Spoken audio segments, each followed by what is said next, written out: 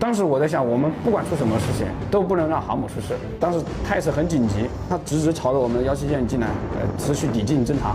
那我们是作为这个哨舰啊，发现这个态势之后，全速对该舰进行拦截。如果它不减速的话，我们就有可能这个相撞的危险。所以当时我们是通过这个航速机动，占领有利阵位，把它逼停了，做到了这个近中近的那个航母带到侍卫的作用。态势很紧急，它直直朝着我们的17舰进来，持续抵近侦察。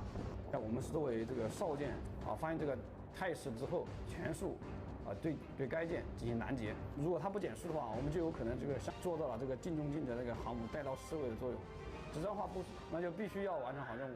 Hindi pa tukoy ng Philippine Coast Guard ang totoong layunin ng tinaguriang monster ship o China Coast Guard Vessel 5901 na naglalayag sa West Philippine Sea. Sa Saturday News Forum, sinabi ni Commodore J. Tariela, tagapagsalita ng PCG sa West Philippine Sea, na halos lumapit ito sa BRP Teresa Magbanwa sa Escoda Shoal sa layong 800 yards at ilang beses din anya na... Sa likod.